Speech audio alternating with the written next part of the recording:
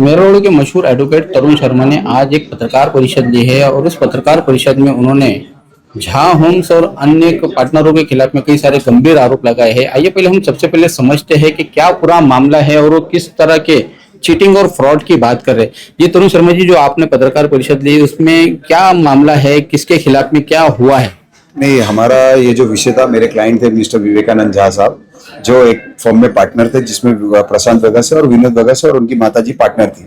उनको वहां से निकाल के शंकर झा जी को ऐड किया गया था और वो ऐड जो पार्टनरशिप होती है वो सिर्फ एक नॉमिनल अमाउंट 50,000 में 400 करोड़ की प्रॉपर्टी में ऐड किया गया। फिर हमने जब आरओसी में कंप्लेन की, आरओसी से डॉक्यूमेंट निकाले, तो आरओसी का ऑन रिकॉर्ड ये बोलना है कि ऐसा कोई डॉक्यूमेंट प्रूफ में नहीं है जिससे आपको बाहर निकाला जा सके कंपनी से, तो ये चीटिंग हुई है। उनके लॉयरों ने भी 2500 बार कोर्ट में बोला है कि हाँ गलत हुआ है, इनके साथ गलत हुआ है, इनको निकालना नहीं जाएगा। ये कुल मिलाकर कुछ ऐसे भी बताया गया था कि वो आदिवासी की जमीन थी, आदिवासियों का जो हक देना चाहिए था वो नहीं देकर मार्केट में उन्होंने प्रॉपर्टी बेचने के लिए निकाले और कई सारा बहुत बड़ा गबन उन्होंने किया है। हमारा एकदम स्पेसिफिक कहना है और मेरे क्लाइंट विवेकानंद झा जी का यही कहना था। उन्होंने जिस दिन ये ईमेल लिखा अपनी कंपनी में कि ये आदिवासी लैंड है और एज पर लॉ क्या होता है, जब आदिवासी लैंड का कोई अपन डेवलपमेंट लेते हैं तो डेवलपमेंट एग्रीमेंट बना है। उस डेवलपमेंट एग्रीमेंट में ऐसा लिखा गया था कि 30% वो आदिवासी को देंगे जिस दिन भी फ्लैट बनेगा। तो फेज 1 कंप्लीट हो चुका था पर आदिवासी को कुछ नहीं दिया गया था। तो विवेकानंद झा जी ने अपनी कंपनी में एक ईमेल लिखा कि आप कृपया करके आदिवासी जो अपने जिसकी जमीन है उसे अपने हक का जो हमने एग्रीमेंट में वादा किया उसे देते। जैसे ही ये ईमेल किया अगले दिन उनको कंपनी से निकाला जा रहा है। इसमें आपने कुछ बताया था कि 27 पार्टनर भी है, तो वो पार्टनर किस तरह से उस प्रोजेक्ट में शामिल हुए और उन पार्टनरों के साथ में किस तरह का शेयर का डिस्कशन हुआ था या फाइनल हुआ था? देखिए, मैंने ये कहा कि 27 कंपनी की पार्टनरशिप डीड बनी है। इसमें अलग अलग आदमियों को पार्टनर लिया गया है, बाय प्रशांत वगैसिया या उनके फादर विनोद वगैसिया या उनकी वाइफ जो उनकी मदर थी, उन्होंने तो अलग अलग लोगों को पार्टनर बनाया। सब 100% होता है, तो यानी 2700% तो उनके पार्टनरशिप हो गई इस प्रोजेक्ट में सिर्फ। तो उन पार्टनरों का क्या डीड बना हुआ है, उसमें क्या मेंशन किया गया है, उनका परसेंटेज वगैरह कैसे ठहराया गया था? वो अभी तो क्या वो मेरे पास है क्योंकि वो इन्वेस्टिगेशन ने रिकवरी किया है। तो मेरे हिसाब से जब पार्टनरशिप बनती तो कोई 30%, 40%, 50%, 60% सबका अलग अलग होगा वो शेयर्स। इस मामले में अब तक कितनी एफआईआर दर्ज हो चुकी है और जिस पुलिस स्टेशन ने ये मामला दर्ज किया हुआ उसके तरफ से क्या क्या कार्रवाई हुई है? इसमें 3 एफआईआर दर्ज हो चुकी है काशीमीरा पुलिस स्टेशन में। तीनों में ही इन सब की एंटीसिपेटरी बेल सेशन कोर्ट ने रिजेक्ट कर दिए। सिर्फ एक केस है जिसमें हाई कोर्ट ने इनको इंटरिम इसलिए दिया था क्योंकि इन्होंने कोर्ट में आके बोला था कि वो सेटल करना चाहते हैं। बाकी किसी भी केस में अभी वो फिलहाल बेल पे नहीं है।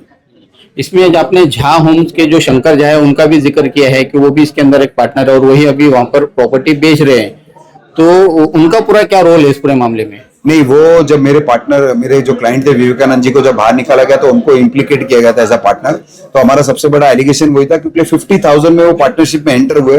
बहुत आश्चर्यचकित है कि इतनी बड़ी प्रॉपर्टी में कोई 50,000 में कैसा आता है। तो इसलिए हमारा एलिगेशन उनके ऊपर भी था। और जो रेरा सर्टिफिकेट है जो भी ऑब्टेन किया गया था वो स्काई और के नाम पे है ही नहीं, वो हमारी विघ्नहर्ता के नाम पे था जो फेज 2 था उसके नाम पे ऑब्टेन किया गया था और ये फ्लैट बेच रहे थे। इसलिए मैं लोगों को सचेत करने के लिए प्रेस कॉन्फ्रेंस। तो क्या ये वही शंकर झा है जो अभी हाल ही में शिवसेना में शामिल हुए हैं और जो है कि अब वो सोशल मीडिया के माध्यम से, अलग अलग मंचों के माध्यम से भारतीय जनता पार्टी के विधायक नरेंद्र मेहता के खिलाफ में एक उन्होंने जंग छेड़ रखी है, ऐसा वो बताते हैं कि वो भ्रष्टाचार के खिलाफ में जमीन पर उतरे हैं और भ्रष्टाचार खत्म करने के लिए, मिटाने के लिए उन्होंने शिवसेना ज्वाइन किया? मैं बहुत खुश हूँ कि ऐसे व्यक्ति आने भी चाहिए राजनीति में जो भ्रष्टाचार खत्म कर रहे हैं। पर सबसे पहले उन व्यक्तियों को जो ये 27 कंपनी जो बनी है उनके साथ और जो लोग जो रोज वहां पे खड़े रहते हैं उनकी बिल्डिंग के बाहर जिन्होंने फ्लैट खरीदे थे उनके साथ न्याय हुआ है कि नहीं हुआ वो देखे और पहले वो भ्रष्टाचार खत्म करे तो सारा सब सही हो जाएगा मेरे हिसाब से। क्या उन्होंने भी भ्रष्टाचार किया है या उन्होंने भी फ्रॉड किया है? ये तो नियम और कानून बोलता है कि अगर एक पार्टनर ने क्राइम किया तो दूसरा पार्टनर भी लायबल होता है उसके लिए। तो क्या उन्होंने उसके लिए कोई जमानत वगैरह हासिल की है? वो एंटीसिपेटरी बेल पे खुद बकायदा he is on anticipatory bail. Anticipatory bail interim protection वो कौन होता है? जो अक्यूज होता है वो होता है। क्या ये मानते हैं आप कि इन सब पछड़े से बचने के लिए या कानूनी कार्रवाई की गाज गिरने से बचने के लिए उन्होंने शिवसेना का दामन थामा? ये तो आपको देखना चाहिए कि किस दिन उनको एंटीसिपेटरी मिले, किस दिन उन्होंने शिवसेना ज्वाइन किया और किस दिन से बोलना चालू किया। कहीं ऐसा तो नहीं कि बीजेपी के आपके जो विधायक उनके खिलाफ में बोलते हैं, तो अब आप भी उसमें पर्सनल इंटरेस्ट लेके इस पूरे मामले को उजागर कर रहे हैं? सर मैं एक प्रोफेशनल एडवोकेट हूँ, मेरा बिजनेस है, और मैं अगर आप बोलते हो कि मेरे विधायक है तो मैं भारतीय जनता पार्टी से बहुत जूने से जुड़े हुए मेरे पिताजी भी, और मैं भारतीय जनता पार्टी का लीगल सेल एडवाइजर हूँ। तो मेरे को भी भारतीय जनता पार्टी में एक लीगल एडवाइजर होने के नाते लिया गया है। तो मेरा काम है, और मेरा काम जस्टिस कराना है लोगों के। मेरे दरवाजे पे अगर आप कोई भी आएंगे, आप भी आएंगे, तो मेरा काम है कि आपको मैं न्याय दिलाऊं। आखिर में आप क्या आह्वान करना चाहेंगे लोगों से या परचेसर से इस पूरे प्रॉपर्टी को लेकर? मैं सिर्फ इतना ही आह्वान करना चाहूंगा मीरा भाईंदर के हर एक रहवासी से कि आप कोई भी प्रॉपर्टी खरीदे तो ध्यान रखिए कि ऐसे कितने फर्म बनी है, ऐसे कितने पार्टनर है उसके अंदर। और मैं तो ये बोलूंगा, इस प्रोजेक्ट में बाकायदा लोगों से रिक्वेस्ट करूंगा कि 2008 से लोगों ने फ्लैट लिया और जिनको आज तक फ्लैट नहीं मिला तो कोई फ्लैट ना ले।